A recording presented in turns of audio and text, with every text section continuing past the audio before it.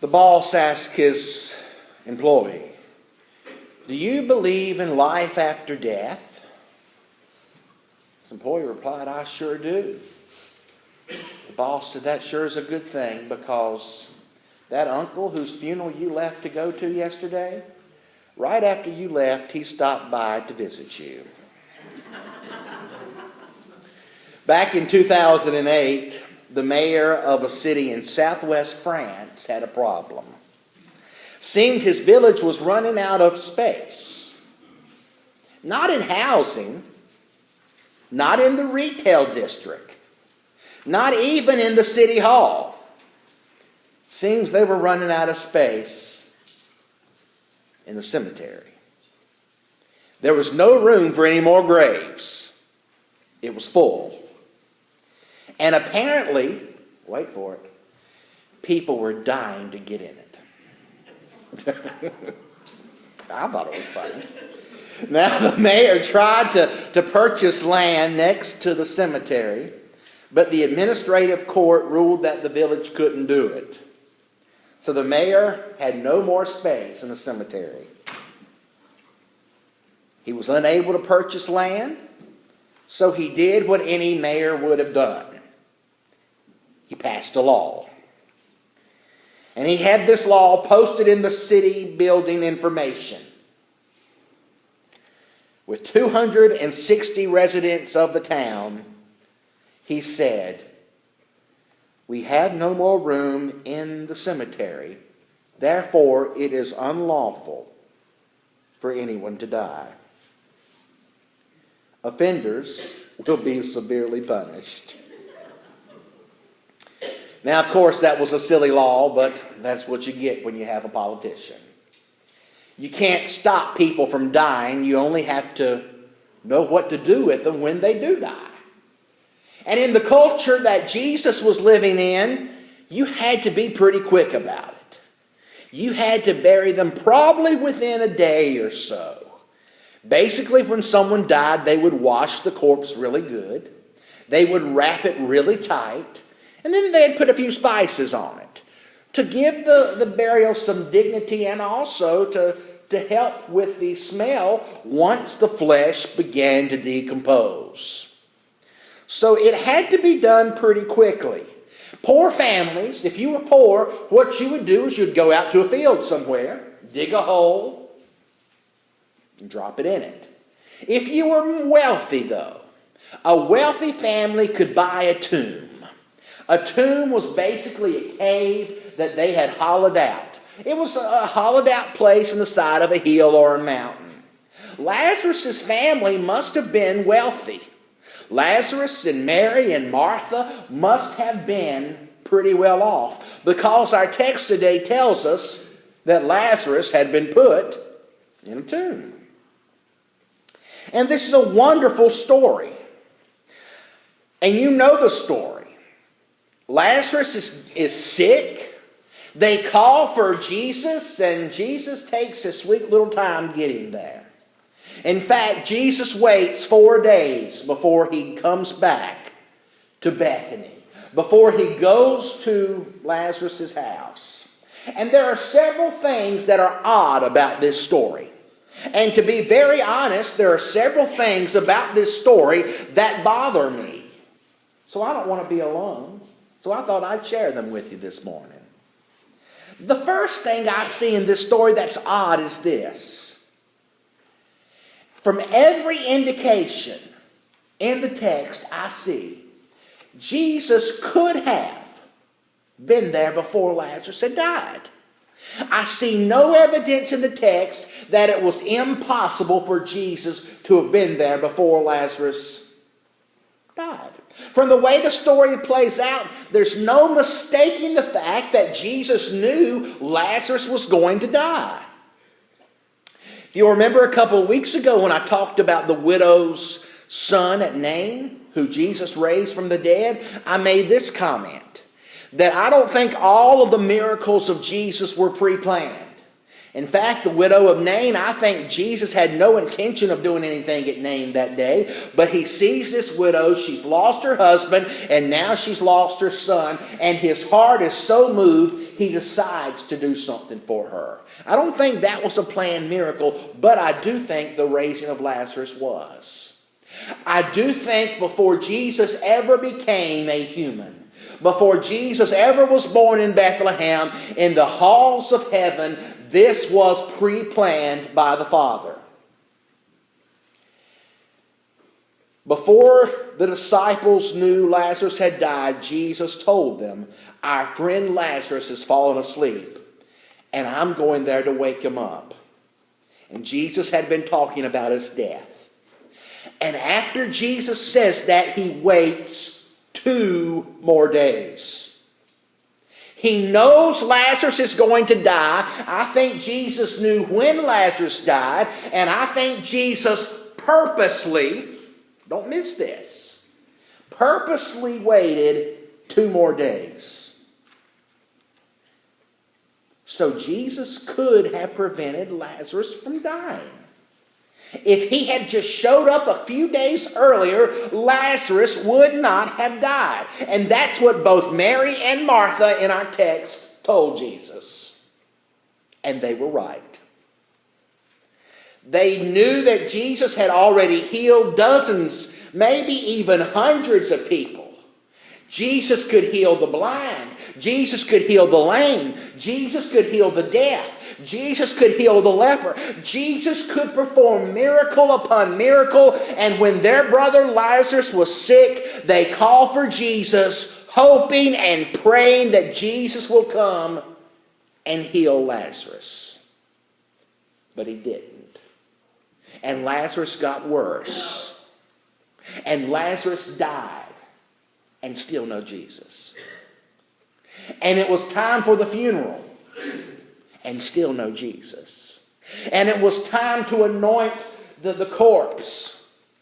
And still no Jesus. And Martha and Mary are heartbroken. After all, didn't Jesus get the message? Didn't Jesus care?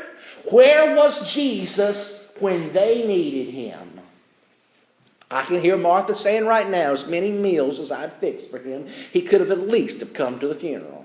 Can't you hear her saying that? I can hear her saying that. I can hear some of you saying that. That's just how it probably was. But Jesus didn't come. And Lazarus died. The other thing in this passage that's odd to me is the way Jesus responds when he finally does show up. When he finally does get there and he goes to the tomb, what does Jesus do? It's in the original Greek, the shortest verse in the entire Bible. Jesus weeps. He cries. And it's not, in the original word, it's not just, a little tear comes down his cheek. It's that Jesus begins to literally shake and his heart is breaking and he begins to wail and weep. Now, Jesus knew Lazarus was going to die. Jesus could have prevented it, but he didn't. And when he gets there, he cries about it. Why would he do that? Well, he saw the other people crying, and I know some of you never ever let the opportunity to cry with someone pass you by. Now, I know some people, if they see somebody crying, it doesn't matter if they even know why the other person's crying, you might as well just hand them a tissue because they're going to be doing it too. Isn't that right, Martha?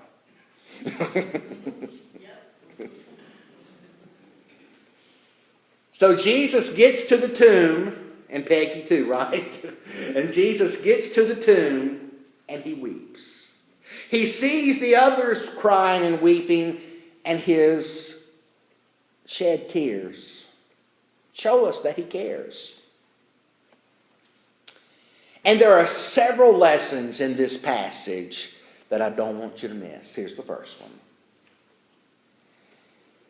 There will be times when Jesus won't show up when I want him to. Let me say that again. I don't like to say it, and I know you don't like hearing it, but it's the truth. There will be times when Jesus doesn't show up when I want him to. There'll be times that I'll pray, and I'll pray, and I'll pray, And it will feel like Jesus just isn't there. Like Jesus didn't show up. Kind of like when he didn't show up at Lazarus' sickbed and allowed Lazarus to die and allowed his friends and family to mourn.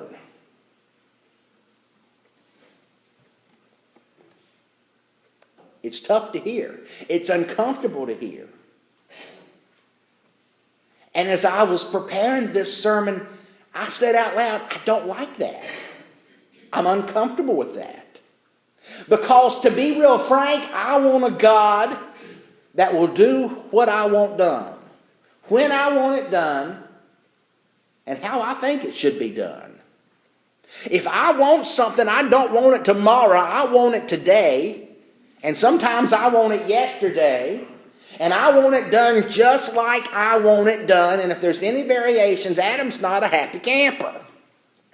And there are times when I pray and I tell God exactly what I want him to do, exactly how I want him to do it, exactly when I want him to do it, and he doesn't do it.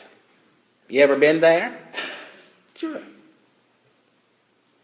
I'm hurting, I'm suffering, I'm losing, and when that happens, there's a part of me that wants to say, just like Mary did, just like Martha did, Jesus, if you had only been here, this would not have happened. It hurts. It's uncomfortable, and I don't like it. It's kind of like having a fever. Ever had a fever? You know what it feels like when you have a fever, don't you? Your forehead's hot. In fact, every part of you's hot. Your muscles ache, your head aches, you shiver, you sweat. And it's hard to describe a fever, isn't it? Because you're hot, you're sweating, you're so hot, yet you're shivering and you're so cold and you can't hardly move. Oh, I hate having a fever. It's very uncomfortable. We don't like it. And now it used to be that doctors did everything they could do to bring a fever down. In fact, you go down to the local pharmacy and you'll see all kinds of fever reducers. All kinds of things to take your fever down. I'll never forget when I was in Crites, I had strep throat. And I didn't have a doctor at that time, so I had to go to the emergency room. And when I got there, my fever was 104.3. And I drove myself to the emergency room. Aren't you glad you didn't meet me on the road? Now, today they say a mild fever, not no 104 fever, but a little fever is good for you. Because doctors have found out that fevers are necessary in fighting infections. In fact, illnesses caused by bacteria thrive on iron. When you have a fever, your iron levels drop. So that in turn deprives the bacteria of their much needed food source. In addition, new research indicates that a high temperature also boosts the immune system's ability to function. So when your fever spikes, you go into overdrive producing T cells that attack the source of disease. So that's interesting, isn't it? Fevers which I don't like, which hurt me, which make me uncomfortable, were actually designed by God to help me. They were actually designed by God to fix that which is wrong in my life. God created the fever for a purpose. And that's exactly what God does in our spiritual life too. There are times when He spiritually allows that fever to run its course. There are times He lets us become uncomfortable. There are times He gets us extremely uncomfortable. And He does that because there's something in our life He wants to change. There's something in our life He wants to fix. There's something He wants to do in our life. And sometimes He lets us feel some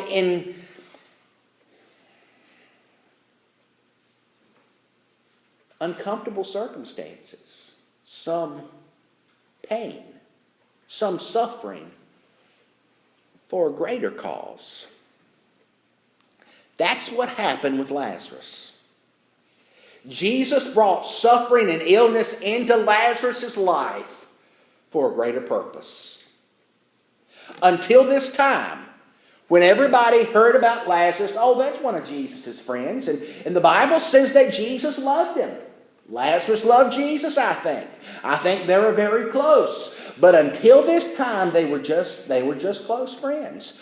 Once Jesus raises Lazarus from the dead, and I told you Wednesday night, when Jesus raised Lazarus from the dead, it was, according to the Jews, according to the scribes, it was the point of no return. It was the very thing that made them say, we have got to kill this man. We have got to take him out. He is too dangerous. I will never forget that point, because I was at college at Averett in my New Testament class, and I got a 99 on the test. There were 100 questions. The question I missed was, what in Jesus' ministry was the turning point that made the Jews decide they had to kill him? The answer? The raising of Lazarus. I will never, ever forget that now. Now, Lazarus and his sisters may have financially supported Christ's ministry, but for the most part, Lazarus was simply Jesus' friend. But from the day that Lazarus had been raised from the dead, Lazarus went from being a friend to being a partner in Jesus' ministry. It was at Lazarus' tomb that I think Jesus said the greatest thing he ever said. My favorite thing that Jesus ever said in the Bible, he says right at Lazarus' tomb.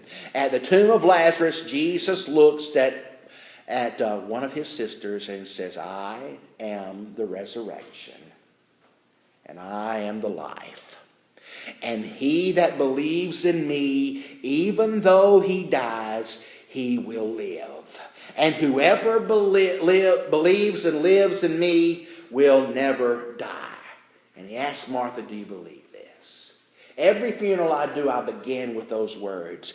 Jesus said, I am the resurrection and the life.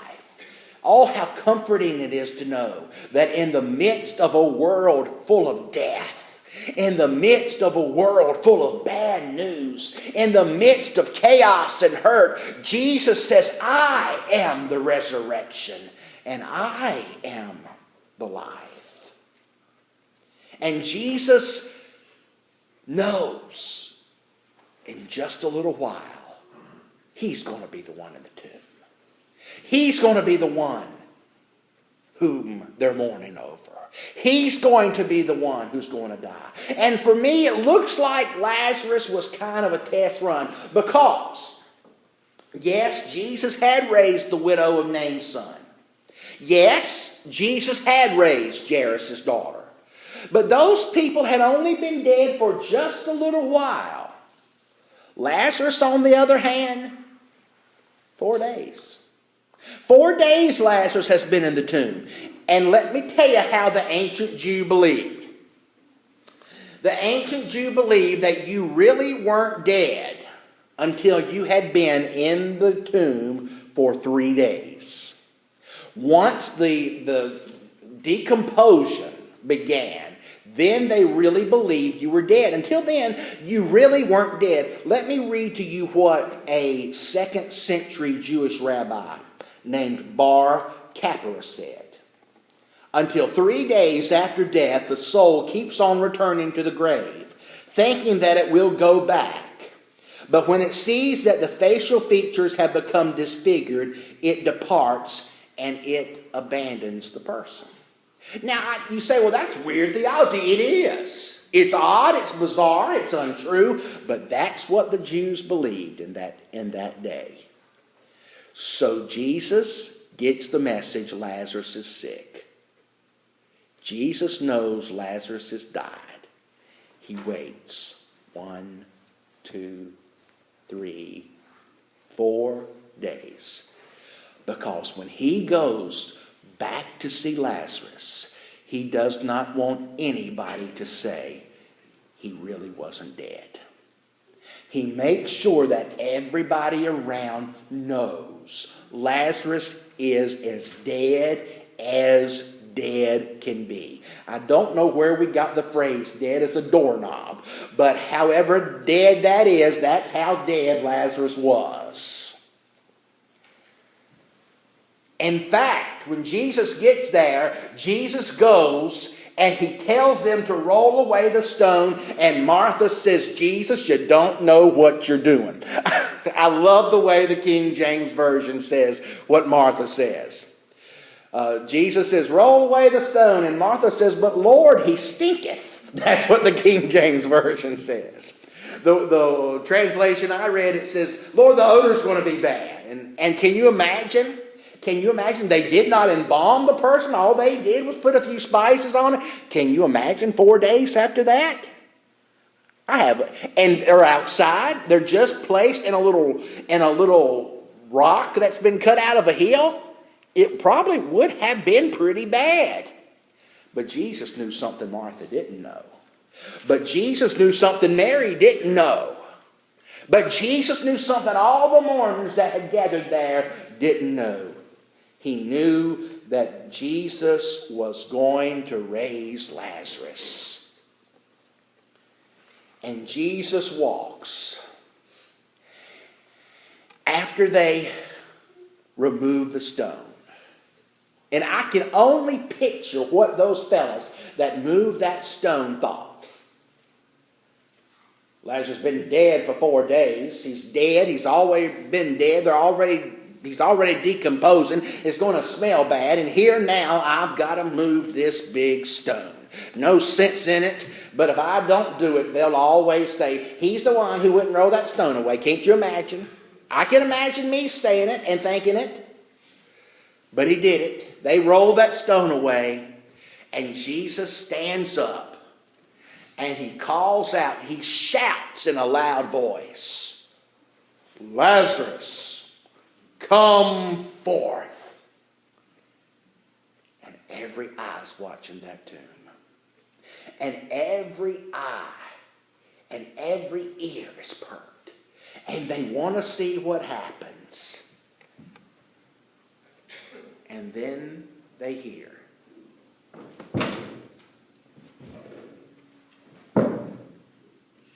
Because Lazarus, now remember what I told you a couple weeks? I've always thought at that moment Lazarus came out, ta-da! But he didn't. He's bound up. His hands are bound. His ankles are bound. He's got something all over his face. So it is more like a... But he's alive. But death has been conquered. And Jesus says, untie him. And let him go. Untie him and let him go. What a story. What a story. And now Jesus knew this was going to happen the whole time. Before Jesus ever went back to Bethany, Jesus knew Lazarus was going to come out. He knew that Lazarus was not going to stay dead for long. But still he wept when he got there. He still wept. And that reminds me of a fascinating verse in Romans. In Romans chapter 8, verse 26, it says, the Spirit helps us in our weakness. When we don't know what we ought to pray, the Spirit himself intercedes for us with groans that words cannot express. That verse is saying that part of the Spirit's job in our life is to communicate the depth of our emotions to God. And there'll be times in our lives when we really don't know how to face our pain and our suffering. And there'll be times that it's just impossible to put into words what we're feeling. And if we could put it into words, it really wouldn't begin to describe how hurt we are. And Jesus shows us here that he knows. He knows. And even though he realized that Lazarus' death was for the best, and that God was going to do the greater purpose in raising Lazarus, and God was going to get glory from it, it still hurt Jesus to see Mary and Martha weeping. It still hurt Jesus to see his children hurting. And it reminds us that when you hurt, God knows. When you are feeling bad, God knows. Even though God knows the outcome, and even though we can't always see the outcome, and even though God knows that in all things he works for the good for those of us who love him and are called according to his purpose, even though he knows that, when we weep, when we hurt, he hurts. And I wonder how the faces of Mary and Martha changed once Lazarus came out of that tomb. I heard this story, and I can't tell you if it's true or not. It could be true, but it's a great story. It says, there was a time in Lazarus' life when he had grown old. And all through his life, Lazarus had told and retold the story of Jesus raising him from the dead. Now in that day there was a cruel and evil Roman emperor named Caligula. He ruled with an iron fist. He relied on executions to keep him in power. They don't have to love me, Caligula said, as long as they fear me. He kept the people in fear because he was always executing people who didn't fear him. But then there was a new faith in Rome, a faith that Caligula began to hate. These Christians had a faith in God that caused them not to be afraid of death. And one of the most powerful preachers of that faith was this man named Lazarus. This man who claimed he had been dead for 4 days and that God raised him. Lazarus' stories had reached Caligula, and he decided he was going to make an example of him. He brought Lazarus before him in chains, and he demanded, "Renounce your faith in this Christ." But Lazarus refused. In anger, Caligula shouted, "If you don't renounce your faith, I'll have you put to death." For a moment, Lazarus said nothing. Then he began to laugh. Caligula became even angry, and he shouted, "Don't you realize I have the power of life and death? I have the power to put you to death, Lazarus." And Lazarus only laughed louder and louder. Then he looked at the emperor and finally said, "You cannot hold me in fear, Caligula. Death is dead. I've been there. I've done that. And you can't scare me." Jesus said, "I am the resurrection, and I am the life. And those who believe in me, even though they die," can you finish it? "Yet shall they